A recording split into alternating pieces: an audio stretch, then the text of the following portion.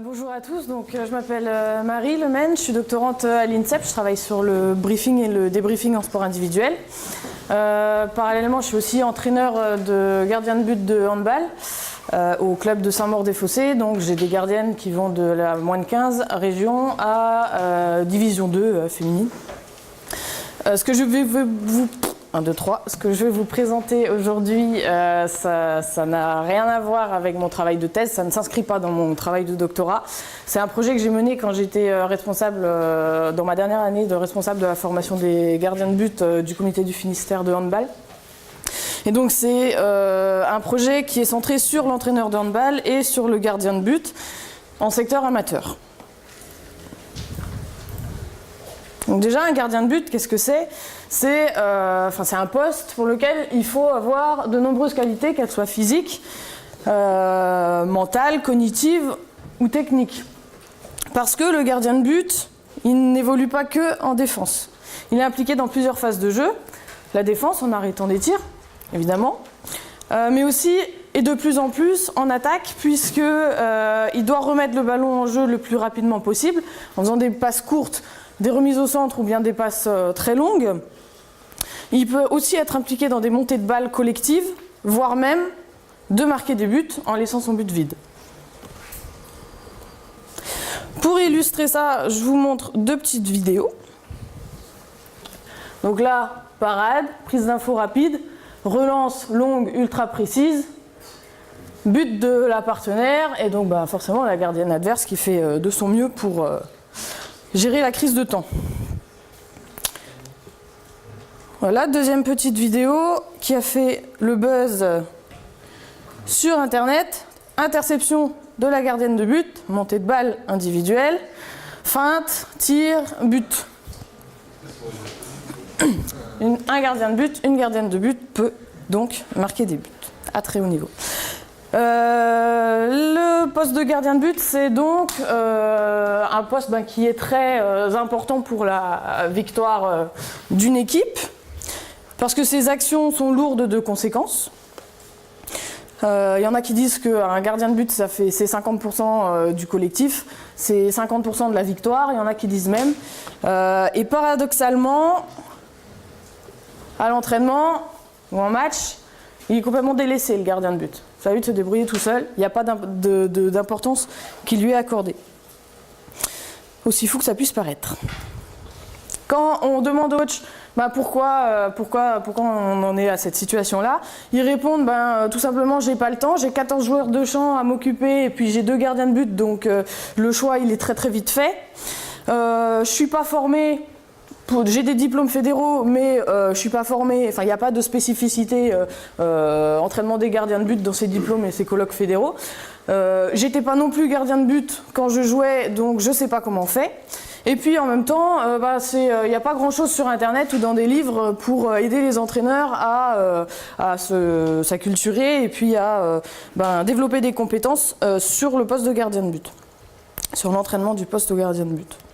Donc c'est ce que je disais, il n'y a pas de certification officielle entraîneur de gardien de but, comme il peut y avoir en foot par exemple. Il y a peu de livres, toutes langues confondues, sur le poste de gardien de but, sur l'entraînement des gardiens de but. Il y a une revue fédérale, un site internet spécifique que j'administre et un autre site internet qui relaye un peu ce que je peux faire sur mon propre site. Mais c'est tout ce qu'il y a comme ressources, on va dire. Donc ça entraîne un focus de la part de l'entraîneur sur les joueurs de champ, presque exclusivement. Donc le gardien de but, il se sent peu considéré à l'entraînement. Il peut avoir une baisse de motivation vis-à-vis de ça pendant ses entraînements et les matchs. Se désengager progressivement de sa propre pratique, de son activité, voire arrêter le handball. Ou alors basculer, ça il y en a, basculer en tant que joueur de champ afin d'être plus considéré, se sentir plus intégré au sein du groupe. Et voilà, donc niveau cohésion, une recherche un peu plus d'implication dans le groupe. Ça peut poser des problèmes au niveau du plan de performance fédéral et notamment des détections des jeunes talents qui, on l'espère, nous permettront de décrocher les médailles aux Jeux de Tokyo 2020 et puis de Paris 2024. Donc, pour éviter cette réaction en chaîne là, il est nécessaire de trouver un moyen d'aider les entraîneurs et les gardiens de but à disposer de ressources pour favoriser leur investissement individuel pendant les entraînements, que ce soit du coach à l'égard de son gardien de but ou du gardien de but vis-à-vis de sa propre pratique personnelle. Il faut aussi, et ça c'est un point très important, renforcer leur relation parce que l'entraîneur le met de côté. Le gardien sent qu'il est mis de côté alors que le gardien il a besoin de sentir le soutien de son coach aussi dans sa propre pratique pour avancer. Donc c'est important d'essayer de trouver une solution pour renforcer leur relation de travail. Donc la question qui a mûri et puis qui a donné lieu à ce projet là que je vais vous présenter, c'est comment favoriser l'implication des entraîneurs et des gardiens de but dans leurs pratiques respectives lors des entraînements et des matchs. Donc pour répondre à cette question, j'ai croisé en fait des réflexions que j'ai initiées pendant ma licence STAPS et mon master STAPS à Brest et des réflexions qui sont nées pendant ma thèse là à l'INSEP. Donc ma première question elle portait sur la posture à adopter, quelle posture serait la plus pertinente en termes d'intervention? Est-ce qu'on serait sur une posture techniciste, cognitiviste? Et donc moi je pars du principe que, à mon sens, dans ce projet-là, la posture la plus pertinente, c'est une approche socio-constructiviste qui favorise les débats d'idées, la discussion entre les acteurs et donc qui pousse le sportif à développer un comportement adaptatif dans l'interaction avec son milieu, tout en interagissant aussi avec autrui, donc avec le gardien ou avec l'entraîneur. Je me suis aussi penchée sur les travaux sur la pratique réflexive et le briefing et débriefing, qui permettent de développer des compétences d'analyse de l'activité, de la pratique. Et donc voilà. Et je me suis aussi interrogée à savoir est-ce qu'il y a déjà des outils qui sont créés et connus en ce sens-là. Donc, il y a des carnets de bord à remplir de manière quotidienne après les entraînements qui existent déjà, en athlétisme notamment pour Mallette. Il y a à l'INSEP, il y a Julie Doron et Chloé Leprince qui utilisent des carnets d'entraînement avec le Centre fédéral de basket et les joueuses du pôle France Foot pour les aider à fixer des objectifs en début d'entraînement et puis à revenir après à la fin de l'entraînement aussi sur l'atteinte de ces objectifs de travail ou pas. Et Hogg, sur le débriefing, lui, il propose une checklist de questions qu'on peut poser pendant le débriefing pour structurer un peu le débriefing. Donc cet ensemble de réflexions m'a poussé à penser qu'un carnet de bord spécifique à la pratique des gardiens de but encouragerait à la fois le gardien de but et l'entraîneur à s'investir davantage dans leur pratique individuelle et leurs relations de travail, si on peut appeler ça comme ça. Donc les objectifs, c'était de construire ce carnet, de le tester, à savoir est-ce qu'ils vont vraiment l'utiliser ou pas, pendant combien de temps. Évaluer l'utilisation réelle de ce carnet vis-à-vis de tout ce qu'il peut proposer comme chose. Et puis donc à la fin, pour boucler la boucle, améliorer le contenu de ce carnet grâce à des questionnaires de retour d'expérience distribués aux participants. Le protocole, il se découpe en 4 phases. Donc la première, c'était la présentation du projet et le recrutement des participants. Donc ça s'est fait sur Internet, sur mon site Internet et sur des réseaux sociaux et socio-professionnels. Ça m'a permis de recruter 8 entraîneurs et 12 gardiens de but qui provenaient de régions différentes, de niveaux de jeu différents et d'âges différents. Donc 8 entraîneurs, 12 gardiens, ça veut dire que parmi les entraîneurs, il y en avait qui avaient peut-être 2 ou 3 gardiens de but à gérer. Le travail avec le carnet, donc pour les 12 binômes d'entraînement, c'était, ça a duré de septembre 2016 à juin 2017. Toutes les semaines, moi, je faisais un petit rappel hebdomadaire, un petit texto avant le match, n'oubliez pas le carnet, ou bon match à vous, histoire de faire une petite piqûre de rappel. J'ai aussi créé un groupe de discussion sur réseau social pour discuter justement sur l'expérience qu'ils pouvaient avoir, si jamais ils avaient des difficultés, s'ils ne comprenaient pas quelque chose. Donc voilà, pour vraiment partager des expériences en cours d'expérience. Et je faisais des bilans téléphoniques avec eux à leur demande ou à la mienne pour voir, pour faire le point en fait sur leur utilisation du carnet. Ce carnet il se composait de 2 parties, la première étant une notice d'utilisation donc sur voilà, une partie planification et puis des conseils pour aider à fixer des objectifs. Donc les explications elles illustraient finalement les différents types d'objectifs listés là et les principes finalement de la fixation d'objectifs à partir de la méthode SMART. La deuxième partie concernait les questionnaires hebdomadaires qui étaient entrecoupés de renvois à la planification. C'était une double page par semaine, double page sur laquelle il y avait 3 encarts pour les entraînements et un encart pour les matchs. Donc l'idée c'était de remplir 2 ou 3 questions sur l'état de forme et sur le choix des objectifs de travail donc avant l'entraînement. Et 4 ou 5 questions après l'entraînement sur la capacité à évaluer, à analyser objectivement l'activité réalisée et à se projeter sur la séance suivante. Donc en 5-10 minutes avant et après l'entraînement, c'était fait, enfin ça devrait être fait, et c'était conseillé que ce soit fait avec l'entraîneur, enfin en présence l'un de l'autre. Même principe pour les matchs, donc évaluation état de forme avant le match. Petite réflexion sur qui est-ce que j'ai devant moi comme adversaire, est-ce que je les connais déjà ou pas. Et donc après le match, ben voilà, est-ce que je suis satisfait de ma prestation, est-ce que j'ai réussi à m'appliquer sur ce que je voulais, sur quoi je voulais m'appliquer, quels sont les axes de travail à mettre en place, et est-ce que j'ai repéré déjà des préférences de tir de la part de mes adversaires qui pourraient constituer une mini base de données utile pour aborder le match retour. Donc des aspects déjà stratégiques. Les bilans intermédiaires étaient donc réalisés par téléphone et puis à chaque fois je faisais une synthèse écrite aux participants. On remarque déjà des points qui sont plus ou moins positifs, qui ont donné lieu à des régulations. Donc parmi les points positifs, il y a le fait que le carnet était utilisé ensemble, donc gardien et entraîneur. Et dans les points négatifs, ou du moins améliorables, on peut mettre en évidence que la planification annuelle était parfois un petit peu délaissée. Ou que les objectifs n'étaient pas clairement formulés. Donc là, moi, tout de suite, j'ai compris que les fiches conseils n'avaient pas forcément été lues avant d'utiliser le questionnaire. Donc ça me permettait de faire une petite piqûre de rappel, jeter un œil sur comment est-ce qu'on formule des objectifs, par exemple.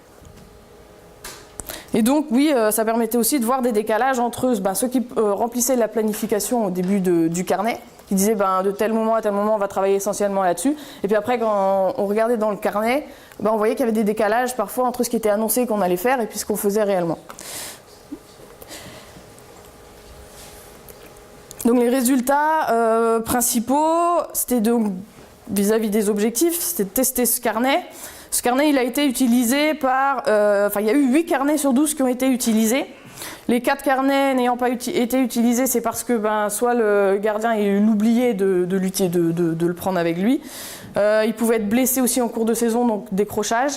Ou alors l'un ou l'autre estimait que l'autre n'était pas suffisamment impliqué dans le projet, donc décrochage. Ce qu'on peut remarquer sur l'évaluation de l'utilisation du carnet, c'est que donc les participants accordaient beaucoup d'importance aux 3 sections mentionnées, donc la planification annuelle et les questionnaires. Paradoxalement, il y avait sur 8 carnets, il n'y en avait que 4 où on voyait que la planification elle était réellement utilisée. Alors que les questionnaires, la partie questionnaire était plus appropriée par les participants. Globalement, sur le format donc, de ces différentes sections, les participants étaient satisfaits. Au niveau des objectifs de travail, ils étaient essentiellement techniques et tactiques à l'échelle de la saison. 33% des participants ont estimé avoir rempli 75% des objectifs qui s'étaient fixés et 33% n'en avoir atteint que 25%. Donc ces résultat-là, c'est assez faible, mais c'est parfois justifié par le fait que le gardien de but, il découvrait la configuration de la séance pendant la séance, et donc s'il avait tel ou tel objectif de travail, parfois il pouvait travailler ce truc-là. Par exemple, je sais pas, il veut travailler le duel avec l'ailier, l'entraîneur il travaille la défense en secteur central, il n'y aura aucun tir de l'aile, donc le gardien, il ne peut pas travailler sur son objectif, et donc voilà. Pour autant, 66% des participants ont apprécié utiliser ce carnet de bord.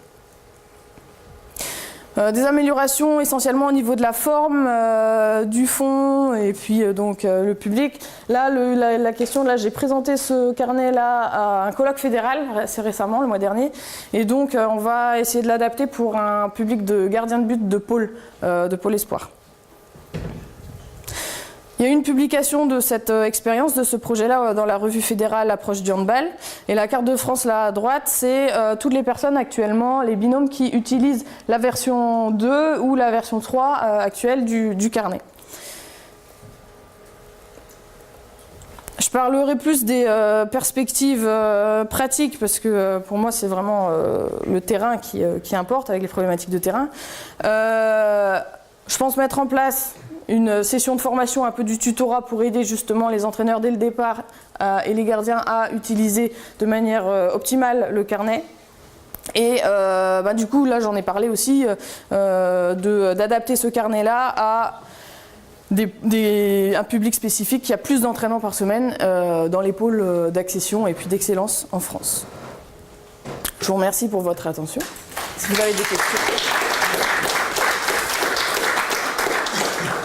Merci, désolé d'avoir un peu pressé. Non, mais c'est toujours pareil de toute façon. Donc, mais on a quand même pas mal de temps de discussion. Donc, avec joie. La première question. Vous battez pas. Alors je vais démarrer puisque ça va lancer peut-être le... pourquoi finalement réserver ce carnet aux gardiens de but? Je me disais que ça pourrait être un outil de suivi de l'entraînement et de relations entraîneur-athlète permettant un suivi de l'entraînement aussi adapté pour des joueurs de champ. Tout à fait. Alors on m'a posé cette question, on m'a dit aussi pourquoi pas aux gardiens au foot, pourquoi pas aux gardiens au hockey, pourquoi pas finalement dans toutes ces configurations. Simplement, je suis entraîneur de gardien de but, donc il faut commencer par quelque part. J'ai commencé sur ce que je maîtrise le plus. Donc voilà, mais maintenant, c'est sûr que là, par exemple, à droite, c'est le responsable du pôle France de hockey sur gazon. Donc il m'a pris un carnet parce que il voulait voir quelle approche je pouvais avoir du travail entraîneur gardien de but ou handball pour éventuellement appliquer certaines choses ou réfléchir sur certains points avec lui, ses propres gardiens. Mais c'est tout à fait envisageable d'avoir ce type de carnet avec d'autres joueurs et je pense peut-être que ça peut encore plus valoir le coup pour des joueurs qui sont dans le plan de performance fédéral, qui ont des entraîneurs de club, des entraîneurs en pôle, des entraîneurs en sélection régionale ou nationale et qui permettraient justement d'avoir un suivi plus intéressant, structuré et éviter aux joueurs de s'éparpiller dans plein de choses que chaque entraîneur veut qu'ils travaillent individuellement ou pas sur les différentes structures qu'il peut avoir. Donc peut-être pour homogénéiser et harmoniser la formation du joueur, ça peut être, moi je pense qu'un outil comme ça peut être intéressant. Oui, merci pour votre présentation. Votre constat de départ, c'est de dire qu'il n'y a pas de formation spécifique des gardiens de but en hand. Et donc, c'est très intéressant parce que votre outil est pertinent et je pense va aider les gardiens. Mais vu que vous avez présenté ça à un colloque d'entraîneurs fédéral, comment la Fédé réagit à ça et à ce constat de départ? Parce que je sais pas, je serais la fédération, je me dis oui, ça fait, on va peut-être mettre en place une formation spécifique gardien, ça aiderait peut-être autant ou peut-être plus même les entraîneurs qui sont sans solution et qui peuvent toujours, parce que c'est un poste spécifique, donc comment ils ont réagi par rapport à ça? Est-ce que c'est dans les tuyaux Ouais, alors, pardon, je l'ai présenté, c'était un colloque qui rassemblait les référents gardiens de but dans les pôles espoirs. Sachant que les référents gardiens de but, il n'y en a pas toujours. c'est des prêts de nom, ou c'est juste pour dire à la Fédé, si, on en a un, voilà, administrativement, c'est bon, on est dans les clous. Il y avait donc les responsables de la filière féminine, de l'excellence filière féminine aussi à ce colloque-là. Tous sont raccords sur le fait qu'il n'y a rien qui est fait en faveur des gardiens de but, que c'est délaissé. Là, il y a une refonte des diplômes fédéraux qui tend à créer un tronc commun de formation pour les entraîneurs et à avoir des modules complémentaires en fonction des besoins ou des spécificités, des spécialisations qu'on veut avoir. Donc ça peut être de la prépa physique, ça peut être du gardien de but, ça peut être... voilà. Ça commence petit à petit à se développer, mais ils ont très bien accueilli cet outil-là parce que justement ça permet, en attendant, déjà d'avoir quelque chose, un outil de travail. Ils m'en ont commandé d'ailleurs certains, donc je pense que c'est une preuve comme quoi vraiment il y a une volonté de progresser en ce sens. Donc ça va être long encore, mais c'est pas mal. Oui. Pourquoi ne pas tout faire en ligne? Parce que vous avez commencé sur les réseaux sociaux. Derrière, ça peut être un MOOC, la formation pour la prise en main d'outils. Et les échanges peuvent se faire à distance, a priori. Alors, la question du MOOC pour éventuellement le tutorat, tout ça, tout à fait, je suis tout à fait d'accord. Après, il faut juste que je sache comment ça se fait un MOOC et puis par quelle plateforme et comment et tout ça. Donc ça, voilà, on va pouvoir en rediscuter. Dans le questionnaire de retour d'expérience, je leur ai demandé qu'est-ce que vous pensez du format carnet papier du cahier, du carnet. Ils m'ont dit on change pas, c'est très bien parce que il reste dans mon sac. Et quand j'ouvre, quand je mets mes chaussures, que je fais mon sac ou que je vais me changer, je vois mon carnet, donc je pense à le sortir. Si c'était une application téléphone, dans notre téléphone, on a une vingtaine d'applications. On en a oublié l'existence de 5 ou 6 facilement. Donc il y a plus de risques d'oublier finalement, de sortir le téléphone, de l'avoir et puis de bidouiller. Et puis même, enfin... Ça reste peut-être sur un téléphone, donc l'entraîneur, tu peux me passer ton téléphone, il faut que je vois ce que tu as marqué sur ton entraînement du jour, c'est un peu intrusif aussi, enfin voilà, donc c'est pour ces raisons qu'ils préféraient le format papier. Donc après, bon, forcément, j'en ai vu qu'il y a la bouteille d'eau qui s'est ouverte dans le sac, le gel douche, enfin donc il y a des carnets qui sont très bons maintenant, mais bon, enfin voilà. Ça responsabilise aussi le gardien. Une question ici, François. Merci pour votre présentation. Donc, au début de votre intervention, là, vous avez montré que finalement, il y a eu une évolution donc, du rôle du gardien. Moi, je le sens un petit peu plus intégré au reste de l'équipe. Est-ce que vous ne pensez pas que cet outil, qui est finalement très spécifique à un poste, aura pour effet finalement de remarginaliser un petit peu le rôle du gardien de but, alors que on pressent qu'il commence à avoir un rôle un petit peu différent. Bien sûr, l'idée, alors j'entends ce côté-là, un outil spécifique à un poste, donc ça écarte un peu du reste du groupe. Cela dit, moi mon pari, c'est qu'en renforçant la relation entraîneur-gardien par ce média, enfin cet outil-là, l'entraîneur va pouvoir avoir des billes pour l'intégrer davantage au groupe. Donc finalement, à terme, il n'y aura plus besoin de ce carnet-là. C'est vraiment pour dire à l'entraîneur, arrête de te dédouaner et puis de trouver des excuses. Voilà. Il y a des petites solutions faciles à mettre en place. Donc le carnet, finalement, ça permet de vérifier. C'est un outil de contrôle aussi qui permet de vérifier que y a l'investissement qui est fait ou l'intention de s'investir qui est là. Donc voilà, c'est ça ma réponse à votre question. Mais j'ai pas envie que ce carnet soit permanent pendant 10-15 ans. Voilà, c'est en attendant qu'au niveau fédéral, il y ait des formations données aux entraîneurs et qu'il n'ait finalement pas besoin de cet outil de guide en fait, qui sachent d'eux-mêmes mieux, qui se sentent plus légitimes ou qui se sentent plus aptes à encadrer. Bonjour. Merci pour votre présentation. Moi j'avais juste une question en fait là, c'est un carnet plutôt de suivi dans l'ensemble. Et c'est une question parce que en fait ça renforce si j'ai bien compris du coup, ça renforce le fait que l'entraîneur doit s'occuper du gardien de but. Mais est-ce qu'il y a aussi des préconisations quant à comment entraîner un gardien de but, puisque du coup vous releviez que c'était un défaut de formation des entraîneurs aussi. Alors, la question est très pertinente, je te remercie.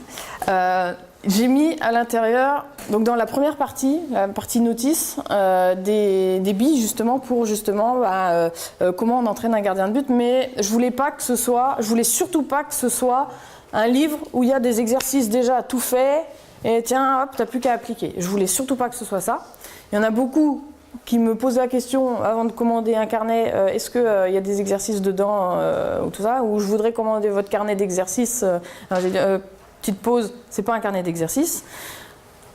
Par contre, à l'intérieur, il y a des renvois sur mon site internet où là, il y a des articles bien développés et des exercices sur comment est-ce qu'on fait pour gérer un gardien, que ce soit pendant l'entraînement ou pendant la séance, sur différents secteurs que peuvent être des techniques de gestion mentale, préparation du match, ce genre de choses. Ok, Et juste à côté. Moi j'ai une question aussi, du coup, c'était pour savoir, est-ce que vous avez un moyen d'évaluer la relation entraîneur-gardien avant la mise en place du carnet, une fois que l'examen du carnet est terminé, et après, du coup, une fois que le carnet a été enlevé, voir si cette relation, entre guillemets, elle a continué, ou justement si c'est revenu dans les travers. Alors ça, c'est une des limites de l'étude, c'est que j'ai pas fait un état des lieux avant justement de la qualité de la relation entraîneur-athlète, entraîneur-gardien juste avant ça. Par contre, dans le questionnaire de retour d'expérience, il y avait une question, est-ce que vous voulez continuer de travailler avec ce carnet la saison suivante? Et donc là, je voyais en fait, et c'était assez intéressant, tous les gardiens, sauf ceux, parce qu'il y en a un qui a arrêté parce qu'il voulait faire un autre sport, tout le monde voulait continuer à travailler avec, sauf qu'il y a un gardien qui avait 18 ans, qui jouait en régional, qui a dit, lui, il voulait continuer à travailler avec, mais de manière individuelle. Donc lui, c'était vraiment pour sa pratique individuelle. Peut-être qu'il ne s'entendait pas avec son entraîneur, peut-être qu'il estimait que l'entraîneur était trop derrière lui vis-à-vis de ce carnet, je ne sais pas, puisque je n'ai pas eu le détail de sa réponse. Mais donc voilà, ça c'est un élément intéressant à prendre en compte aussi parce que les besoins peuvent être aussi plus individuels et puis voilà. Donc je réponds en partie à ta question, mais on peut tout à fait imaginer une suite à cette étude-là où on évalue plus scientifiquement justement la qualité de la relation entraîneur-athlète, l'effet de ce carnet-là sur cette relation-là. L'appropriation qui se font de ce carnet, l'utilisabilité, l'usage de ce carnet. Merci. Donc, cette étude a été réalisée en collaboration avec l'Université de Nantes, l'INSEP et la Fédération française de badminton et a été financée par le ministère des Sports. Donc, pour commencer, quelques généralités sur le badminton. Donc, c'est un sport olympique qui a été présenté au JO de Barcelone et a commencé à être olympique en 1992 au JO de Barcelone. Et il faut savoir que c'est un des seuls sports olympiques mixtes. C'est-à-dire que le gars et la fille jouent ensemble sur le même terrain en même temps. Donc le badminton, ça se compose de 5 catégories. Le simple homme, le simple dame, le double homme, le double dame et bien entendu le double mixte. Donc au niveau de la réglementation, il faut savoir que le badminton, ça se joue en 2 sets gagnants de 21 points. Et à haut niveau, généralement, les matchs, ils durent de 30 minutes à 1h30. En moyenne, la durée d'un point, elle est de 8 secondes d'effort pour 20 secondes de récupération.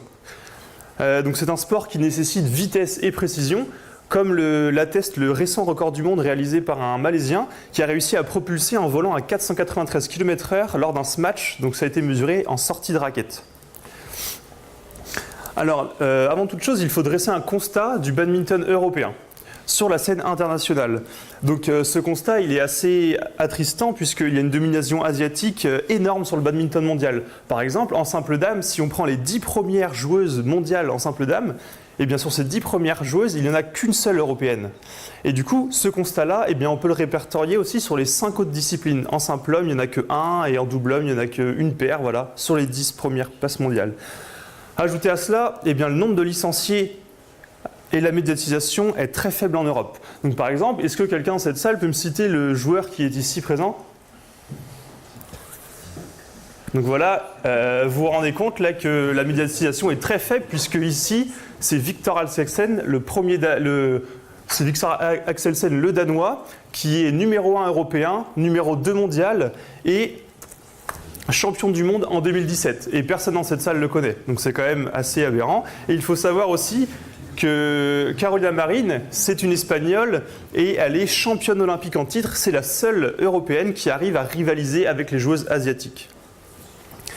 Donc, mais de quel badminton parlons-nous réellement ? Donc, je vais vous montrer une petite vidéo illustrative qui reprend les déplacements. Donc, je vous invite à vous focaliser sur les déplacements et notamment les sauts et les fentes du joueur que nous allons voir maintenant. Donc, il s'agit de Thomas Roxel, un joueur dans le top 3 français.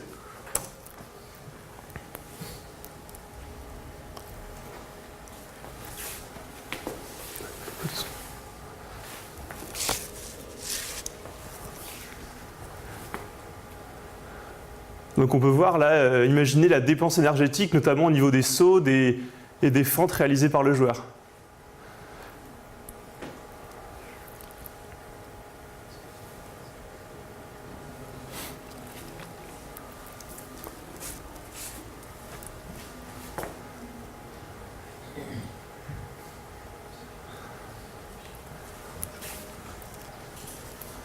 Donc voilà le point remporté par le joueur.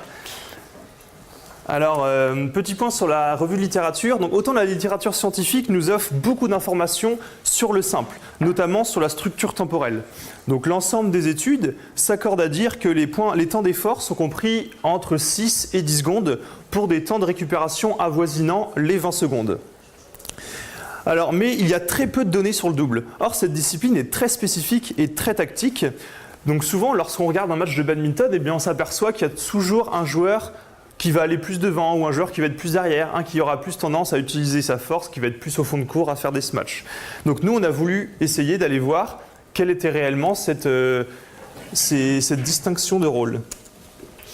Alors, lors de cette étude, nous nous sommes fixés plusieurs objectifs, notamment celui de redéfinir et de mettre à l'ordre du jour l'activité des joueurs de badminton européens de haut niveau. Ensuite, après avoir comparé cette activité selon la discipline, eh bien, nous sommes allés essayer de mettre en évidence une différence d'activité au sein d'une même paire, c'est-à-dire une différence entre les deux joueurs qui composent une même paire. Donc tout cela pour avoir une meilleure connaissance du badminton et ainsi optimiser l'entraînement. Alors pour ce faire, nous avons réalisé une analyse vidéo des championnats d'Europe de badminton 2016 qui se sont réalisés en Vendée, au Vendespace à Mouilleron-le-Captif. Alors pour ce faire, nous avons analysé les 4 quarts de finale, les 2 demi-finales et la finale de chaque discipline. Donc au total, ça fait 35 matchs filmés et analysés, ce qui représente 8 joueurs de simple et 8 joueuses de simple différents, ainsi que 24 paires de doubles et donc 24 interactions entre les deux joueurs de double qui ont été étudiées. Donc toujours dans cette étude, on a décidé d'analyser 4 variables différentes.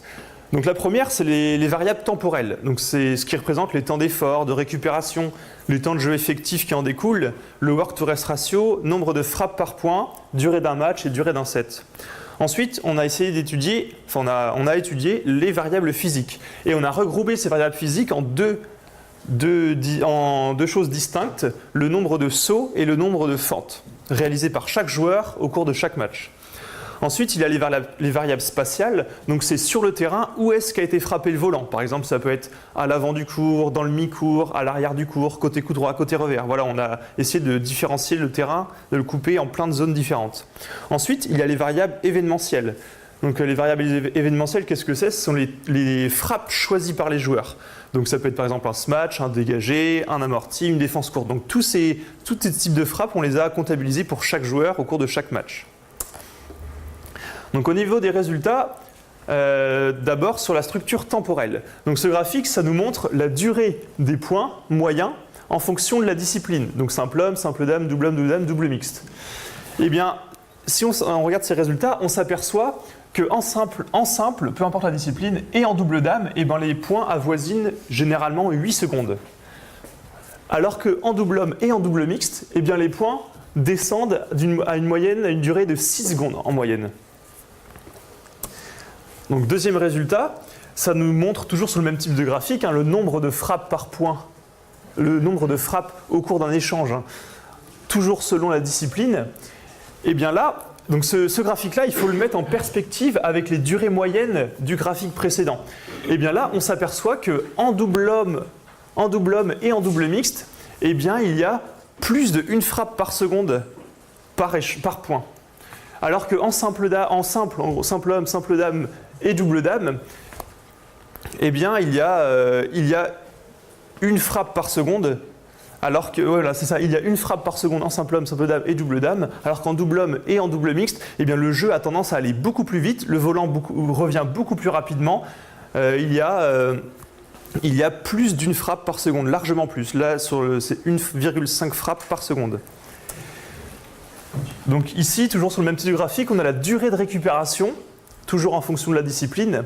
Et donc là, paradoxalement, on s'aperçoit qu'en double homme et en double mixte, alors que les points étaient plus courts, eh bien, la durée de récupération, elle est plus grande que les 3 autres disciplines.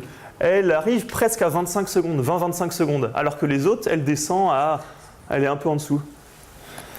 Et du coup, donc ça a une logique. Si on reprend, tout à l'heure j'ai dit que le volant allait beaucoup plus vite en double homme et en double mixte, c'est-à-dire que l'intensité des échanges, l'intensité mise à chaque frappe, demande une énergie physique très très forte aux joueurs. Et c'est pour ça que la récupération qui en découle, eh ben, elle doit être plus importante.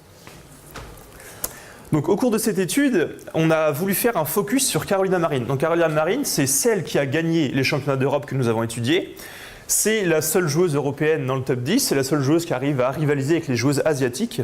Et du coup, on s'est aperçu qu'elle avait une structure temporelle très très atypique et très différenciée des autres joueuses. Donc ce graphique, ça nous montre le pourcentage de points, c'est une distribution du pourcentage de points selon la durée du point. Eh bien, on s'aperçoit, donc là en orange, que Carolina Marin, eh bien, elle a tendance à gagner plus de points courts que ses adversaires. En noir, c'est les points gagnés par ses adversaires. Et en rouge, c'est les points gagnés par Carolina. Eh bien, on s'aperçoit qu'elle gagne plus de points courts que ses adversaires. Donc elle gagne la majorité des points les plus courts. Elle a tendance à favoriser les points les plus courts. Et donc ce graphique-là, ça nous montre pareil la distribution en pourcentage. Par contre, là, c'est des périodes de récupération. Et donc là, ce qui est flagrant, toujours en rouge, eh bien, c'est que Carolina Marin, lorsqu'elle participe à un match, eh bien, les durées de récupération, elles sont beaucoup plus longues que ses adversaires. Et en gros, il y a 4 à 5 secondes de plus pour chaque période de récupération lorsqu'elle participe à un match. Donc ces résultats-là, quelles conséquences pour l'entraînement en simple dame européen? Quelles conséquences ça a? Alors tout d'abord, il faut fractionner l'entraînement, essayer de fractionner l'entraînement et respecter le ratio effort-récupération rencontré en match. Donc ce ratio effort-récupération, 8 secondes, 24 secondes en moyenne. Donc ce ratio, c'est du 1 pour 3. 1 temps d'effort, 3 temps de récupération. 2 temps de récupération.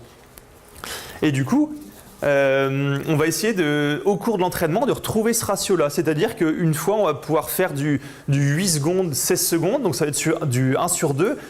Mais par contre, l'exercice d'après, eh bien, on va avoir du ratio, par exemple 1 sur 4 avec du 6 secondes, 24 secondes. En gros, il faut essayer de respecter ce ratio. Et pour ceux qui vont déjà dans les clubs et qui essayent de s'entraîner en badminton, souvent on a des exercices qui disent « Allez, on fait 5 minutes de la même chose, sans arrêt ». Mais du coup, jamais on est dans cette situation-là en match. On est toujours sur du 8-24 secondes. Donc par exemple, sur une séance physique, eh bien, on peut essayer de travailler les répétitions de sprint, de saut et de fente. C'est-à-dire pour mettre une intensité maximale dès les premiers échanges, dès les premières frappes. En séance multivolant, donc les multivolants, c'est quand l'entraîneur il va lancer plusieurs volants à la suite sur la joueuse, eh bien, on peut faire des séries de 10 volants, c'est-à-dire pour respecter toujours ce temps d'effort, mais à intensité max. C'est ça la condition, c'est avoir une intensité maximale, parce qu'en match, on a une intensité maximale. Donc voilà, c'est ce que je répète, intensité et précision et efficience maximale sur les premières frappes. Donc pour les séances techniques, eh bien, ça peut être par exemple faire un enchaînement spécifique des 3 premiers coups. en fonction de la joueuse qu'on va jouer le week-end, par exemple, sur la compétition à venir. Et enfin, le dernier point très important, eh bien, c'est prendre conscience et faire prendre conscience à ces joueurs de l'importance de la récupération, ce qui permet une régénération des ressources physiques et mentales beaucoup plus importante. Eh bien, si vous regardez les matchs de Carolina, elle a vraiment une routine de performance qui lui permet de lui remettre dans sa bulle, alors que les joueuses, elles perdent leur temps, elles ont envie de jouer, elle prend son temps, et on peut faire un parallèle avec Nadal qui fait exactement pareil dans sa routine de performance. Ça, c'est un des facteurs de réussite, c'est évident. Alors, d'autre part, on a voulu analyser, comme j'ai dit tout à l'heure, la différence entre deux joueurs d'une même paire de doubles. Et du coup, lorsqu'on observe les matchs à haut niveau, eh bien on s'aperçoit toujours qu'il y a un joueur qui va aller vers l'avant du court, un autre vers l'arrière du court. Donc ces observations-là, on a voulu les quantifier, savoir ce qu'il en était réellement et mettre des chiffres dessus et savoir si c'était plus ou moins marqué selon la discipline. Donc alors, premier graphique pour le résultat. Donc ça, c'est des graphiques assez complexes à comprendre. Il faut bien être concentré. Donc on a le nombre de frappes, enfin le pourcentage de frappes réalisées au fond du court, dans l'espace fond de court, par le joueur A. Donc ici, il y a la zone des 50% là. Donc si jamais, en double homme par exemple, le diagramme il arrive à 50%, ça veut dire que le joueur A et le joueur B, ils frappent autant de volants au fond de court. Donc là, on voit que le diagramme du double homme, eh bien 60%. Donc c'est-à-dire que le joueur A frappe 60% des volants du fond de court, ils sont réalisés par le joueur A. Et là, du coup, on s'aperçoit qu'en double homme, en double dame et en double mixte, eh bien, le joueur A qu'on a désigné, eh bien, à chaque fois, il frappe significativement plus de volants au fond de court que le joueur B. On est à 60% en double homme et c'est très très très marqué en double mixte où on approche les 70%. Donc toujours sur ce même type de graphique, eh bien, on a le nombre de smatchs, enfin le pourcentage de smatchs réalisés par le joueur A. Et là encore, grosse différence, selon les disciplines, le joueur A frappe plus de smatchs au cours d'un match que le joueur B. Et du coup, ça a une logique. Les smatchs, ce sont des frappes qu'on réalise au fond de court. Et du coup, c'est pour ça qu'il y a plus de smatchs réalisés par le joueur A, vu qu'il est plus souvent au fond de court que le joueur B. Et toujours dans cette même logique, là, on a le nombre de sauts, le pourcentage de sauts. Oui, c'est pas le nombre, c'est le pourcentage de sauts réalisés par le joueur A selon la discipline. Et là encore, en double homme et en double mixte, c'est très marqué. Le joueur A réalise significativement plus de sauts que le joueur B. Par contre, en double dame, c'est pas significatif. Il n'y a pas de différence entre les deux joueuses. Mais tout ça, c'est une suite logique. Si le joueur A il est plus au fond de court, alors il va faire plus de smash. Et du coup, vu que pour faire un smash, il faut sauter au badminton de haut niveau, eh bien, il fera plus de sauts. Alors, on a mis en évidence des différences significatives sur les doubles, et notamment en double homme et en double mixte, où c'est très significatif entre les deux joueurs. Donc c'est significatif sur les zones occupées qui sont différentes. Là, j'ai pris l'exemple du fond de court, mais je ne vous l'ai pas mis pour des raisons de clarté, mais on aurait pu faire la même chose vers le filet, où ça va être le joueur B qui sera plus au filet, qui va réaliser plus de contre-amortis, et du coup qui va réaliser plus de fentes que le joueur A. Donc les zones occupées sont différentes, les choix de frappe sont différents, la dépense physique du coup qui en résulte est différente. Et donc les conclusions là-dessus, c'est qu'il faut individualiser l'entraînement joueur A, joueur B. Par exemple, sur une séance multivolant, eh bien, le joueur A va frapper plus de volants dans la zone occupée en match, c'est-à-dire plus de volants vers le fond de court. Sur une séance technique, eh bien, on va essayer d'améliorer l'efficacité des frappes les plus rencontrées. Donc plus de smash, il va travailler sa technique sur le smash, le joueur A, sur les slices, les reverse slices, les dumps, les push, enfin voilà, je ne vais pas rentrer dans les détails. Alors que le joueur B, ça va être kill, contre-amorti, spin, rush, enfin toutes les différentes frappes. Au niveau de la séance physique, eh bien, le joueur A devra lui plus s'orienter vers des séances pliométriques de rebond avec beaucoup de sauts, alors que le joueur B, lui, va plus travailler sur des fentes. Au niveau de la séance tactique, eh bien, là, les deux joueurs se regroupent et il faut définir précisément les positionnements et les rotations spécifiques à adopter, c'est-à-dire que voilà, ne plus dire oh on le sent bien en feeling, on a un bon feeling, on fait comme ça. Non, c'est de dire clairement, lorsque le volant arrive ici, c'est toi qui le prends. Lorsqu'il arrive ici, c'est toi qui le prends. Donc voilà, pour finir, eh bien, je dirais qu'il faudrait s'entraîner de façon intelligente, c'est-à-dire analyser l'activité et essayer de réaliser au mieux cette activité à l'entraînement pour essayer de plus performer. Voilà, merci de m'avoir écouté.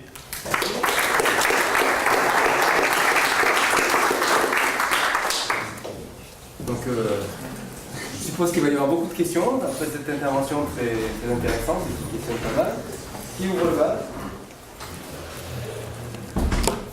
Oui. Question par rapport à l'hypothèse de départ sur la durée des échanges. Ouais. Est-ce que l'échantillon est suffisant pour pouvoir vraiment identifier les choses, et notamment par rapport au score, au résultat? Parce que si on a affaire à des matchs déséquilibrés, voilà, il peut y avoir des durées différentes. beaucoup plus raccourcies. Est-ce que vous avez les résultats des matchs, ou c'est quelque chose que vous retrouvez par ailleurs avec peut-être des études que vous avez pu faire avant, Ouais. ou d'autres, ou après? Eh bien oui, ces résultats, on les trouve.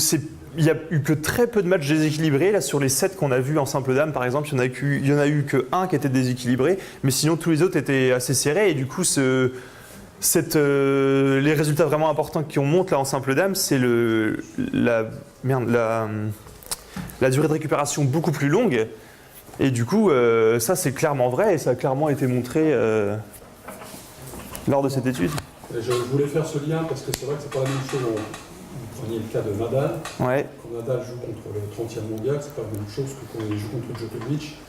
Et la durée des échanges n'est pas forcément la même. Donc, de ce fait, il peut y avoir aussi des petites différences. L'hypothèse de départ, qu'elle soit vraiment avérée, mais pas en cause. Simplement, par rapport, je fais ce lien. Je fais un sport de raquette, mais aussi c'est tennis de table pour ne pas le nommer. Okay. Il y a forcément des différences aussi. On retrouve les mêmes identifications entre l'Asie, l'Europe, etc. Et il y a de fait aussi des différences qu'on peut retrouver. En fait, en Asie, pour moi, c'est vraiment. En fait, là-bas, ils s'entraînent sur des durées très longues, justement, ça fractionne moins l'entraînement, c'est très long, de la répétition, de la répétition, de la répétition. Et la stratégie de Carolina Marin, elle est claire, et de son entraîneur, de toute façon, ce qu'ils disent, c'est si on copie, on aura du retard, parce qu'on ne fait pas pareil depuis le début. Donc si on copie le jeu asiatique, on n'y arrivera pas, on sera toujours en dessous. Du coup, il faut changer. Et au lieu de faire des routines, des échanges très longs, on va essayer de mettre une intensité maximale dès les premiers échanges. C'est sûr que l'entraînement et le style de jeu, il est clairement défini là-dessus. Et du coup, maintenant on a réussi à mettre des chiffres dessus, c'est qu'elle gagne les points les plus courts, et puis après il y a la routine de performance en récupération. Oui, une autre question. Oui, et du coup, bonjour. Bonjour. Justement, du coup, le constat de départ, c'était que les Asiatiques, du coup, dominaient les premières places mondiales sur cette discipline.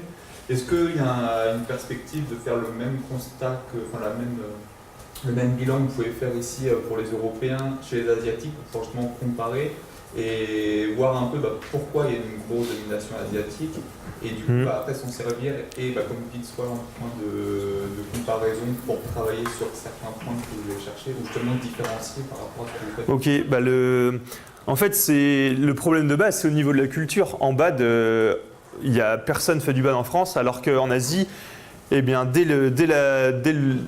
le plus jeune âge, ils font du badminton comme nous, on fait du foot dans la rue, après l'école. Et nous, on a vraiment très peu de licenciés.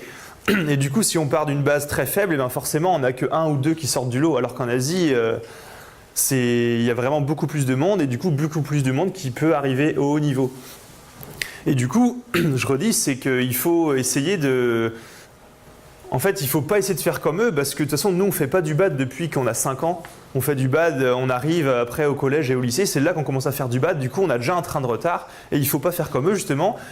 Et il faut essayer de changer quelque chose. Et un point faible qu'on peut faire, pour moi, un point faible des Asiatiques et quelque chose qu'on peut essayer de faire et de mettre en place, c'est justement mettre une intensité maximale dès les premiers échanges et dès les premiers points. Et peut-être moins tenir dans la durée, mais essayer de faire plus mal dans les premiers échanges. Ça va être ça que, pour moi, c'est ça l'objectif et les perspectives à venir pour la suite, pour le badminton européen. Ouais, juste pour compléter la réponse, c'est une très bonne remarque. En fait, on a profité des championnats d'Europe parce qu'ils avaient lieu en Vendée, donc c'était un très bon terrain d'étude. Mais juste... ces données-là sur le simple, elles étaient, c'est ce qu'a dit Martin, il y a beaucoup d'études dessus, et notamment il y a les Espagnols, Avian, qui ont travaillé récemment sur les Jeux Olympiques, Et en gros, on retrouve exactement les mêmes résultats en termes de durée d'effort moyen, durée de récupération.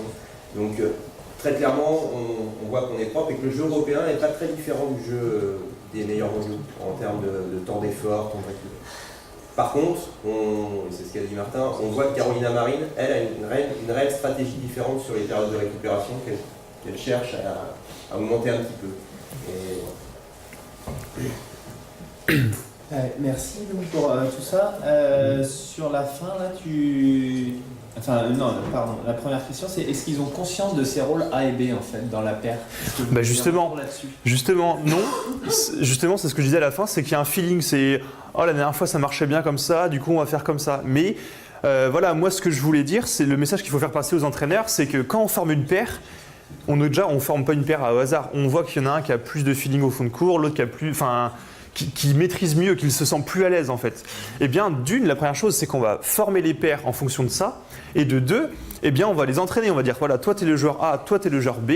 Et du coup, on va plus s'orienter là-dessus. Toi, tu vas plus s'orienter vers le filet, par exemple, et toi, vers le fond de cours. Est-ce que c'est pas un risque d'aller à ce point-là dans la démarche de l'entraînement de spécification du poste, sachant que, à mon avis, la force, c'est d'être adaptable. Il va forcément y avoir un jour une situation qui va désorganiser peut-être cette situation.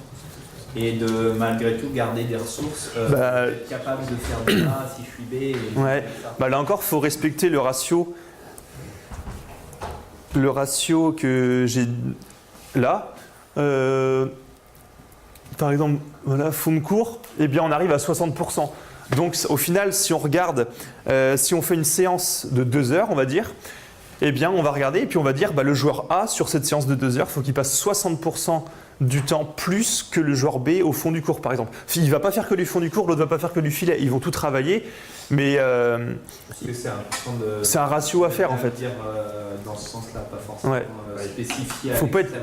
être à l'extrême, mais respecter le ratio du 60-40 par exemple, 60-30. Juste pour compléter une fois de plus, en double mix, c'est très clair. La fille joue devant et le garçon derrière, c'est très identifié, donc on voit les différences, elles sont très importantes. Sur les doubles hommes, ça dépend un peu des paires. Il y a des paires aussi, c'est assez marqué, d'autres c'est peut-être un peu moins marqué.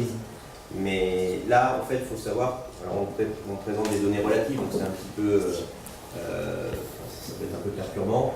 Il faut savoir que c'est à peu près entre 20 et 30 d'écart en absolu. C'est-à-dire que sur les frappes de fond de cours, en gros, sur les sauts, c'était sur les sauts. Sur les sauts, ouais. Sur les sauts, c'est entre 20 à 30 sauts d'écart. Donc c'est non négligeable parce que sur les doubles hommes, les sauts, vous avez vu ce que c'est, sur la vidéo, c'est vraiment des sauts quasiment à intensité maximale. Donc c'est non négligeable quand même. Donc, on ne dit pas qu'il ne faut pas que le joueur B ne travaille pas les sauts, c'est pas ça, mais c'est juste que dans les proportions, il faut qu'il en fasse un peu plus. Est-ce qu'il y a d'autres questions? Moi j'en avais une petite, deux petites même, sur le codage, justement le codage des événements, sauts, fentes, etc. Est-ce qu'il y a par exemple, différents degrés d'intensité d'un saut, différents degrés de fente? Du coup, les sauts, Sauts ou fentes, c'est des catégories homogènes? Non, au début, on les a différenciés. Et donc les sauts, au début, on avait choisi de faire juste, par exemple, les petits sauts de replacement.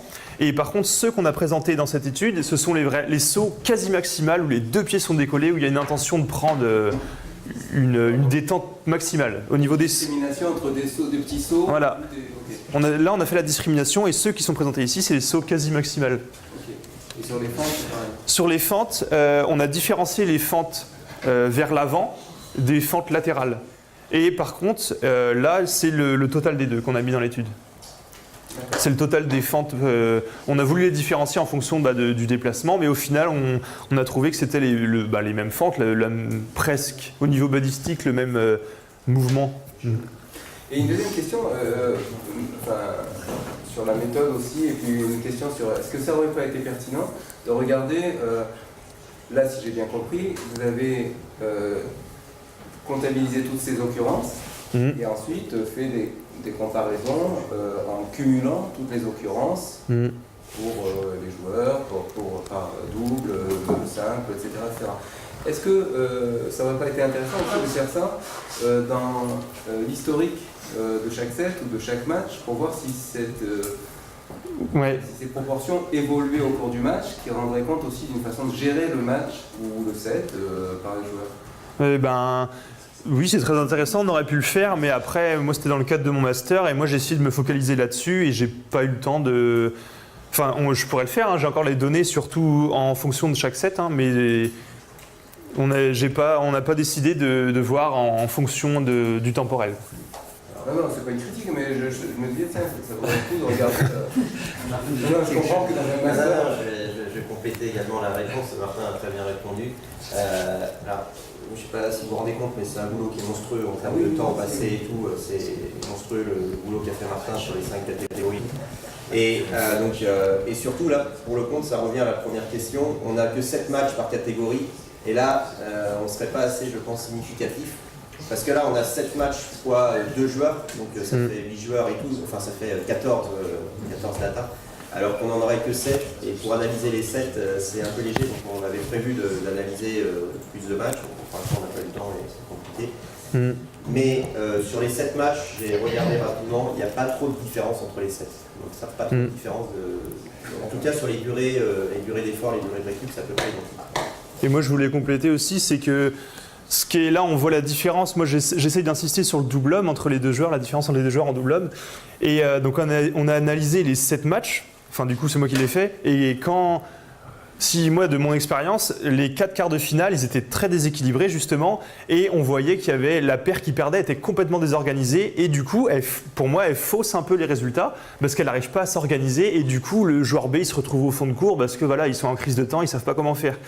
Et moi, de mon expérience, si on prend, enfin, de ce que j'ai vu, de ce que j'ai analysé, si on prend les 4 paires des demi-finales, donc c'est les 4 paires qui arrivent vraiment à être dans le top 20 mondial, qui arrive à rivaliser avec les meilleurs mondiaux, et bien là c'est flagrant, mais c'est complètement dingue. Et si on n'aurait pris que ces 4 paires pour moi, et qu'on les compare, si on les fait sur d'autres tournois que ces championnats, et qu'on refait cette analyse, pour moi les chiffres ils sont encore plus flagrants. Pour vous donner des exemples, vous prenez Ivanov et Sozonov, c'est des Russes, Astrup Rasmussen et Kolding Konrad, les Danois. Bon, si vous voulez, je pourrais vous le redire si vous êtes intéressé, mais c'est flagrant, c'est évident qu'il y a une différence. Et pour moi, au Danemark, ils commencent, je ne sais pas dans quelle proportion, mais ils commencent déjà à différencier ça. Donc maintenant, c'est à nous d'essayer d'appliquer ça en France. Est-ce qu'il y a encore une question, une petite dernière question? Non, juste par curiosité, est-ce que tu sais si vous savez si les équipes étrangères qui sont les plus performantes font l'analyse de la performance comme celle qui a été présentée là et se basent sur ces résultats pour orienter un peu leur entraînement eux-mêmes? De l'analyse, oui, mais de la différence entre les deux joueurs, je ne pense pas. Mais après, de l'analyse vidéo, c'est sûr qu'il y a un retour à chaud après chaque match. Mais une analyse statistique poussée, une analyse de la performance. Les Espagnols. Les Espagnols, ouais. Abian, c'est son frère est enseignant-chercheur, il bosse sur le BAD. Lui est joueur top 20 européen et top 20 mondial. Ouais. Et donc travaille beaucoup là-dessus et utilise ces données-là. Bon, ben merci beaucoup. Merci. Ce que j'avais envie de vous présenter aujourd'hui, c'est de quelle manière un objectif, de quelle manière la notion de stabilité de vol, donc, qui est une notion en bateau à foil, peut devenir un objectif justement qui réunit à la fois la recherche et l'intérêt d'application qui est l'optimisation de la performance, le sport de haut niveau. Donc pour présenter rapidement la voile volante, voilà des images de la Coupe de l'Amérique en 2017. Donc si je montre ces images, c'est parce que d'une part elles sont impressionnantes, en plus on voit bien donc, le fonctionnement des bateaux à foil qui donc volent au-dessus de l'eau. Et en plus, durant cette régate, durant cette compétition, c'est le Team New Zealand qui a gagné et c'est le seul bateau qui arrive à faire ce qu'ils appellent des dry laps, c'est-à-dire des manches entières sans toucher l'eau.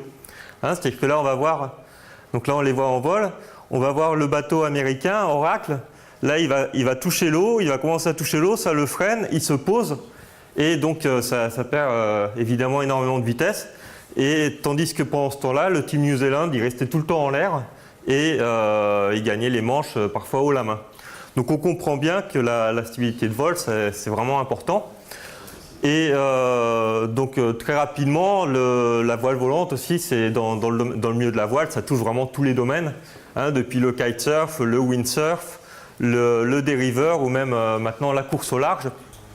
Et nous, on distingue on peut distinguer par exemple les bateaux qui ont des systèmes d'asservissement, ou les gros bateaux, ils ont des systèmes d'asservissement aussi gérés par de l'électronique, ou des bateaux qui n'ont pas de système d'asservissement. Donc ça nous intéresse particulièrement. Donc il y a pas de... Pour gérer l'inclinaison des foils, en fait, la seule solution, c'est les mouvements de l'équipage, c'est leur coordination, c'est les actions qu'ils ont sur les voiles. Et donc c'est un vrai challenge pour eux de maintenir le bateau en vol. Donc ça nous intéresse particulièrement dans la recherche sur les coordinations interpersonnelles. Et cette notion de stabilité de vol, donc c'est vraiment, on comprend bien a priori que c'est un facteur clé de la performance. Et pour autant, quand on demande donc on en parle dans le milieu du foil, tout le monde s'accorde à dire oui, la stabilité de vol c'est vraiment très important. Mais par exemple, quand on en parle avec les équipages, spontanément, ils ne rentrent pas trop dans les détails, c'est difficile de savoir précisément ce que c'est que la stabilité de vol. Ils vont dire le bateau est calé, j'ai la sensation de devoir moins réguler, là il est bien à plat, à ce moment-là c'est facile. Et aussi, il n'y a pas d'instrument, de mesure qui donne une mesure de la stabilité de vol. Par exemple, on peut avoir une mesure précise de la vitesse du bateau, on peut avoir la mesure précise du cap du bateau, mais il n'y a pas une mesure qui nous dise précisément la stabilité de vol. Donc en fait, c'est des questions autour desquelles on se retrouve de mon côté dans le cadre de ma thèse sur les coordinations interpersonnelles et de l'autre côté, les ingénieurs de performance, les entraîneurs. Et on cherche à savoir un peu mieux comment se traduit, donc d'une part, du point de vue de l'activité de l'équipage, cette notion de stabilité de vol et quelles mesures, qu'est-ce qui pourrait être mesurable pour rendre compte d'un vol stable ou d'un vol instable.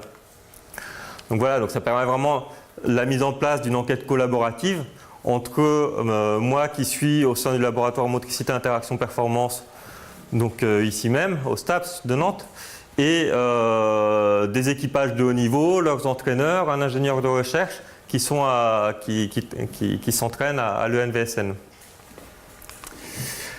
Donc il y avait deux axes dans cette enquête collaborative. Un premier axe, donc, c'était d'identifier, de thématiser des modes d'ajustement du vol du point de vue de l'activité des coéquipiers.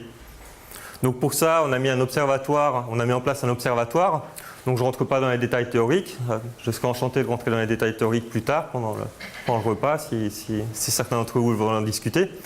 Mais grosso modo, ce qu'on a fait, c'est on a filmé les équipages pendant l'entraînement, en activité.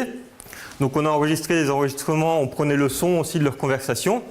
Et juste après l'entraînement, de manière individuelle, on leur présentait ces vidéos et on leur demandait de revivre la situation et de la décrire en racontant, en commentant à chaque instant sur quoi ils focalisent, ce qu'ils ressentent, ce qu'ils se disent. Et donc ça permet de reconstruire ce qu'on appelle les cours d'expérience. Donc là non plus, je ne vais pas rentrer dans les détails. Le cours d'expérience, c'est l'histoire en fait, de leur vécu au cours de l'activité. Donc ensuite, on a mis les deux, on peut mettre le cours d'expérience de l'équipière et le cours d'expérience du barreur. Là, on est sur un bateau mixte aussi, un bateau olympique mixte. On met en parallèle leur cours d'expérience et on réalise un découpage, donc un découpage d'épisodes d'activité collective. Donc en fait, on identifie à quel moment au cours de leur activité, les préoccupations ou les attentes de chacun d'eux changent. Et lorsqu'elles changent en même temps, ça délimite des épisodes d'activité collective qu'on peut ensuite thématiser. Donc je vais tout présenter très rapidement finalement. Donc je présente très rapidement les thèmes généraux. On a trouvé 6 thèmes une fois qu'on a thématisé ces épisodes. Donc le premier thème, en fait, ça correspond à des moments où ils sont dans l'urgence. Ils sont dans l'urgence parce que le bateau soit est sur le point de décrocher, soit est sur le point de se poser. Donc c'est des moments où le comportement du bateau est perçu comme critique par l'équipage. Je ne vais pas rentrer dans les détails ici. Le deuxième thème, c'est coordination d'action centrée sur le partage d'une commande. Parce qu'il faut savoir que sur ces bateaux, ils partagent une écoute, donc un boot, une corde, qui est reliée à 2 points différents sur le bateau, mais les deux commandent la grand voile d'une manière différente. Donc ça, c'est des moments où ils sont vraiment centrés sur la gestion de cette commande. Anticipation de phénomènes environnementaux, ça typiquement c'est quand ils voient par exemple une grosse risée qui arrive ou qui voit un obstacle sur le plan d'eau et qui cherchent à savoir comment ils vont s'organiser pour contourner l'obstacle ou qu'est-ce qu'ils vont faire quand ils vont rentrer dans la risée, essayer d'anticiper. Partage d'interprétation de situations passées. Ça, c'est un exemple. C'est par exemple, justement, il y a une grosse risée, ils prennent énormément de vitesse, le bateau il décroche, comme on a vu dans la. Je ne sais plus si j'ai montré la petite vidéo du coup. Ouais, si on l'a vu. Donc, le bateau prend énormément de vitesse, il décroche. Donc, après, ils relancent le tout, ils se remettent en vol, et une fois qu'ils sont à nouveau en vol, ils sont à nouveau en train de naviguer. Et à ce moment-là, ils reviennent sur ce qui a été fait, au moment du décrochage, ce qu'ils auraient pu faire, comment ils auraient pu mieux gérer ça et tout, une sorte de débriefing, mais tout en naviguant. Et enfin, on va s'intéresser un peu plus à ces deux dernières catégories que je vais détailler après, qui sont plus liées vraiment à cette notion de contrôle de stabilité de vol. Donc si on se focalise sur ces deux thèmes, le maintien d'un fonctionnement contrôlé du système en vol, donc là on constate que les actions elles sont liées au maintien d'un vol stable et contrôlé. Donc c'est vraiment lié à une préoccupation de maintenir quelque chose qui existe. Il y a quelque chose qui existe, c'est un vol stable, ils essaient de le maintenir. La perception, c'est celle d'un bateau calé, d'un bateau qui est stable. L'activité du partenaire, à ce moment-là, du coéquipier, elle n'est pas saillante. C'est qu'à ce moment-là, ils sont sur le bateau et en fait, chacun est un petit peu dans son monde sur le bateau. Le bateau vole, il est stable, chacun essaie de maintenir cette stabilité, mais sans vraiment prendre en compte, sans vraiment avoir conscience du partenaire qui est sur le bateau. Pas d'interaction verbale au cours des épisodes inclus dans ce thème, donc à ce moment-là, ça revient à ce que je disais, ils sont vraiment chacun dans son monde, sans vraiment s'occuper de ce que fait le partenaire. Ils savent juste que c'est stable et ils essayent de maintenir cette stabilité. Et à l'inverse, j'ai envie de dire un petit peu, recherche d'optimisation de fonctionnement du système en vol. Donc là, les actions, elles sont liées à la conduite du bateau sur un cap précis et à une vitesse maximale et à la stabilisation latérale du bateau. Donc là, ils ne sont plus dans le maintien de quelque chose, ils sont dans la recherche ils sont dans une recherche d'optimisation du bateau. Ils veulent aller sur un cap plus précis, ils veulent que le bateau soit plus stable parce que, on en rediscutera peut-être après, mais il faut comprendre que pour que le bateau aille plus vite sur un cap plus précis, il faut aussi qu'il soit plus stable et plus à plat. Donc tout ça, c'est lié. Là, ils perçoivent de l'instabilité, ils perçoivent de la gîte, ils perçoivent de la contre-gîte.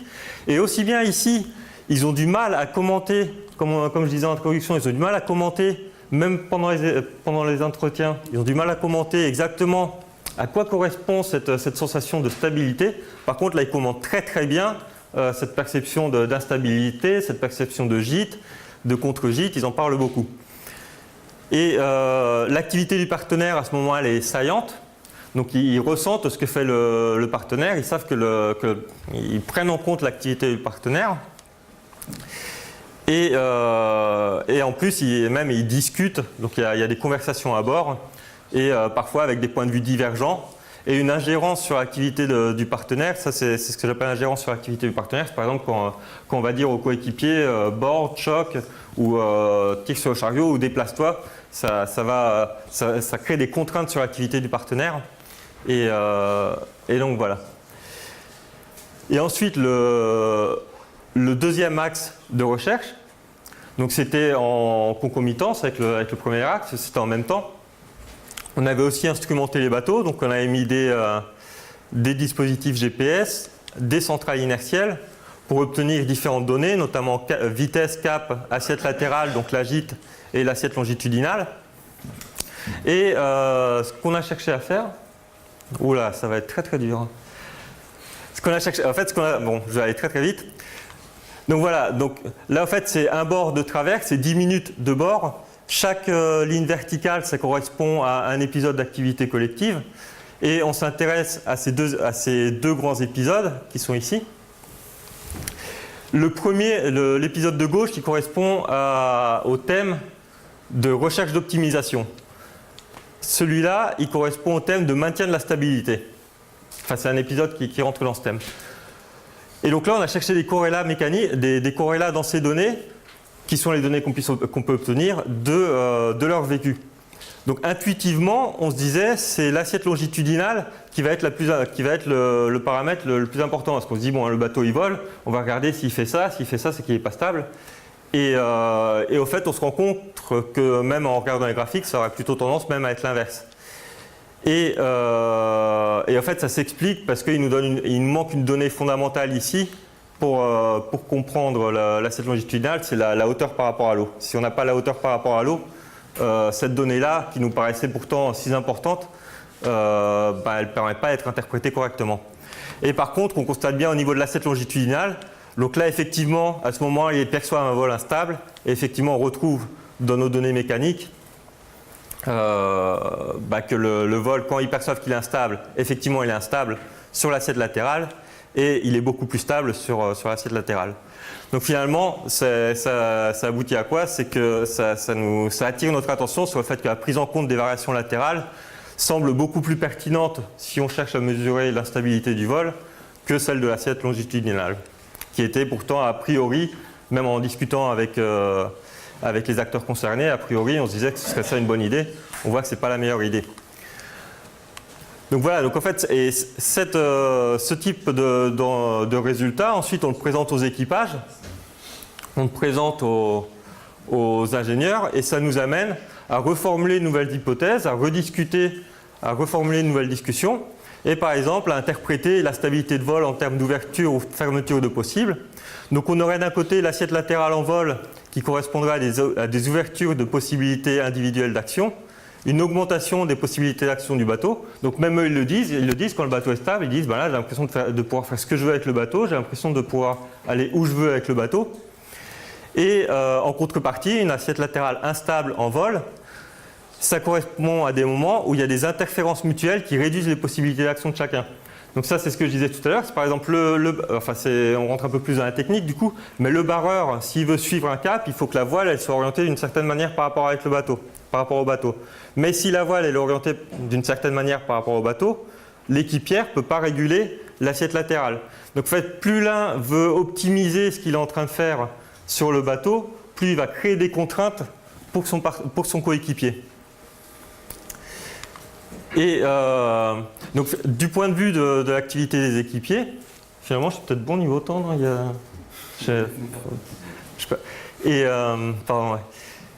Et du coup, du point de vue de l'activité des équipiers, ce qu'on pourrait se dire, c'est intuitivement, on pourrait se dire l'optimisation du vol, elle va du vol instable vers le vol stable. Après, ça, c'est les équipages de haut niveau. Et en fait, finalement, pour les équipages de haut niveau, le point de départ, c'est un vol stable. Et quand ils vont essayer d'optimiser ce vol stable, ce qui va se passer, c'est qu'ils vont créer des contraintes mutuelles, l'un sur l'autre, et finalement, ça tendra toujours vers l'instabilité. C'est-à-dire qu'en voulant quand ils vont vu que c'est les équipages de très haut niveau, quand ils vont vouloir, c'est des hypothèses qu'on pose, hein, quand ils vont vouloir chercher à faire mieux, au fait, ils vont forcément finir par faire moins bien. Ça, c'est en situation. Donc ils sont en vol, ils essayent d'optimiser ce vol, ça va forcément tendre vers l'instabilité du bateau. Et après, pour revenir d'un vol instable à un vol stable, en fait, il s'agirait de réouvrir des possibilités d'action, puisqu'ils se sont créés des contraintes, ils se sont créés des problèmes, il faut se rouvrir des possibilités d'action.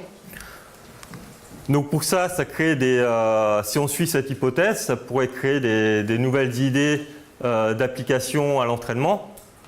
Donc d'une part, de prioriser la stabilité latérale.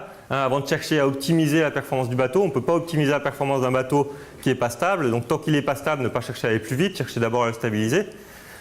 Et retrouver cette stabilité en réouvrant des possibilités d'action pour le coéquipier.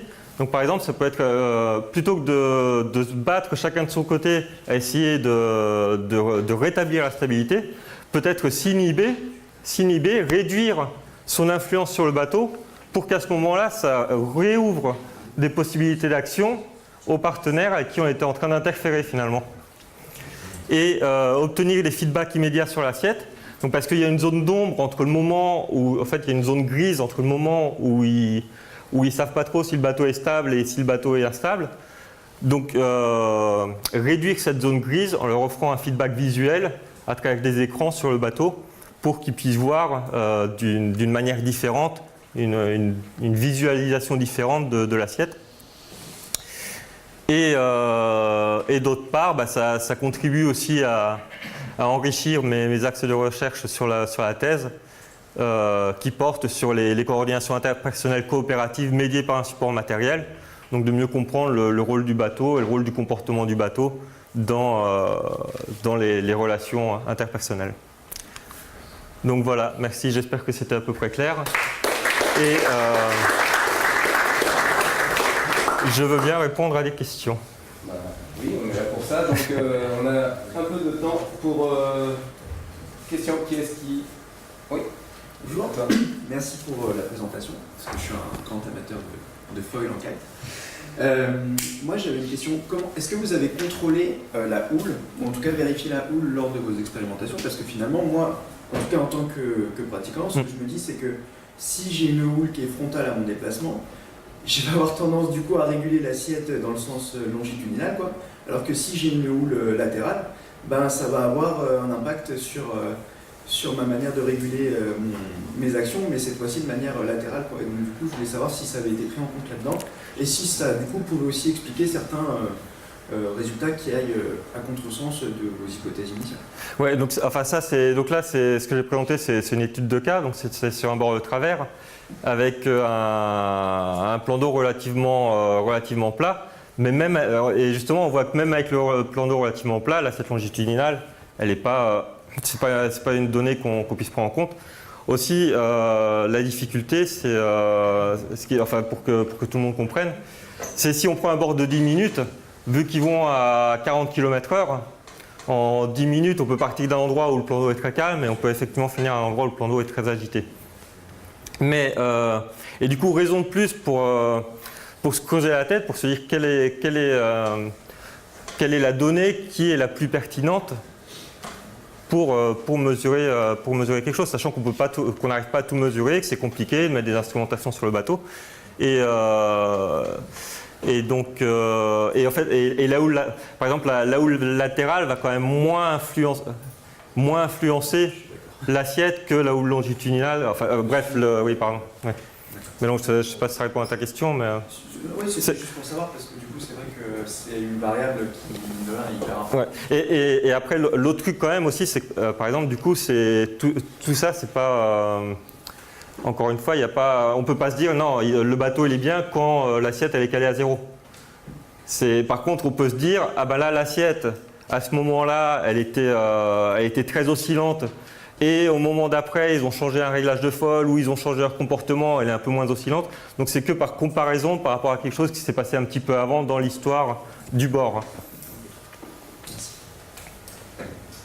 Marc. Oui, merci pour la présentation, Eric. Dans tes thèmes là au départ, tu ne parles pas du tout, alors j'ai bien compris que c'est pendant un exercice, voilà, c'est sur un bord, ainsi de suite, à l'entraînement et tout, mais quid de la compétition, parce qu'en compétition tu as la prise en compte aussi, je pense, des autres bateaux qui doit être assez importante pour ces équipages là.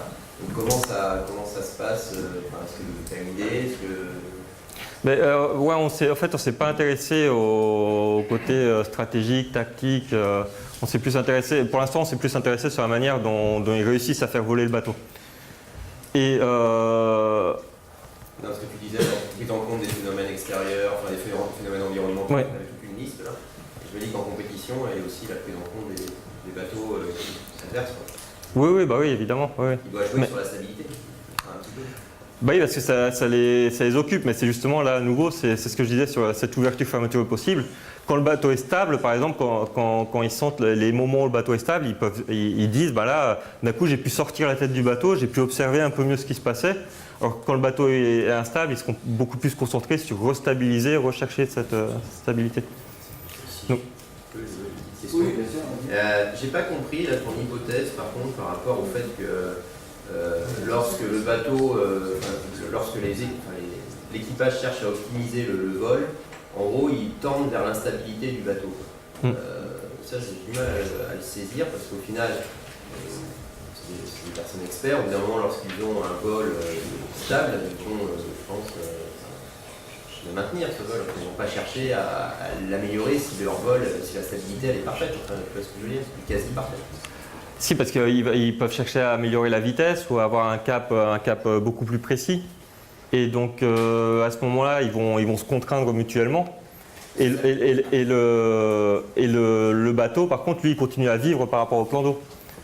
Et donc s'ils se contraignent mutuellement, en fait, ils se ferment des possibilités de réagir créativement, entre guillemets, au moment où le bateau, par son couplage avec la surface de l'eau ou par son couplage avec le vent, changera son comportement.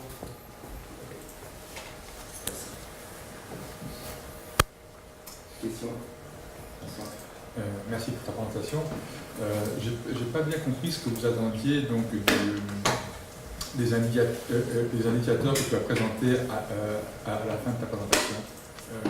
En quoi ces instruments donc, visuels qui vont vous donner des données à interpréter vont-ils pouvoir être utilisés immédiatement dans la pratique? Alors, est-ce que c'est ça ou est-ce que c'est pour en faire une analyse différée? Non, c'est pour avoir... parce que en fait, la navigation en foil, ça change leur perception de la position du bateau par rapport à l'eau. Et par exemple, c'est difficile. C'est parfois difficile, même pour les très communs équipages, de savoir si le bateau il est à plat, si le bateau il est un petit peu gité ou si le bateau il est un petit peu contre-gité. Et ils peuvent avoir des perceptions différentes qui vont créer aussi des conflits un petit peu à bord entre l'un qui pense qu'ils sont un petit peu qu'ils ont plus tendance à contre-giter, qui va essayer de remettre l'eau à plat, et l'autre qui au même moment a plutôt l'impression d'être contre-gité. Bref. Enfin, il y en a un qui peut avoir l'impression que le bateau est plutôt comme ça, et l'autre qui peut avoir l'impression que le bateau est plutôt comme ça. Le fait d'avoir un indicateur, ça leur permet de plus rapidement mettre en commun leurs perceptions et Mais tu penses pas qu'il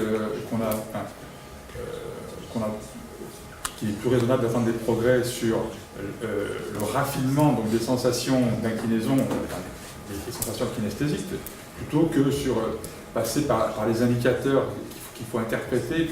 Moi, ça me paraît... Non, mais l'idée, justement, c'est de travailler avec... c'est l'ingénieur de recherche qui travaille avec eux pour créer des indicateurs qui soient significatifs de leur point de vue et facilement interprétables de leur point de vue. Donc, c'est pas y aller en disant on vous met ça là et trouver comment ça marche et est-ce que ça vous aide. C'est une démarche de recherche conjointe avec les athlètes en discutant avec eux, pour leur demander est-ce que c'est significatif par rapport à votre activité, est-ce que ça a du sens pour vous, et si ça a du sens, comment on peut le mettre en œuvre pour que ça vous aide. Juste pour compléter un tout petit peu, justement, la démarche qu'ils ont actuellement, c'est d'essayer d'étalonner ces sensations en ayant des feedbacks immédiats, parce qu'en fait, l'entraîneur leur dit, l'entraîneur peut leur faire des retours que les athlètes d'ailleurs mettent en doute ou en tout cas mettent en cause. Non, c'était pas à ce moment-là, non, j'étais pas gité, non, j'étais pas contre-gité. Enfin, ils sont assez. Ce qui est assez étonnant, c'est qu'à ce niveau-là, ils perçoivent assez mal des variations d'assiette latérale qui sont pourtant perceptibles d'un point de vue extérieur d'une manière assez évidente. Bon, mais sur ces bateaux-là, c'est assez particulier. Et donc, ils essayent de mettre des afficheurs analogiques qui leur donnent immédiatement l'assiette latérale du bateau. Je pense qu'il existe des choses non analogiques. J'ai un souvenir dans un 4x4, il y a une simple boule dans un liquide avec un axe. Si tu parles un peu plus fort. Oui, pardon. Sans avoir un truc électronique, tu peux avoir une orientation purement avec la gravité, selon ton axe longitudinal et latéral, et qui soit très simple à trouver. Enfin, les choses existent vraiment juste à poser sur le bateau. Je pense que ce qu'ils cherchent à faire, c'est vraiment avoir un set de données. Ouais. Pour, en plus, après, on réutiliser. C'est pas juste avoir un feedback visuel sur l'instant pour la paire. Il y a peut-être du temps pour une ou deux questions encore.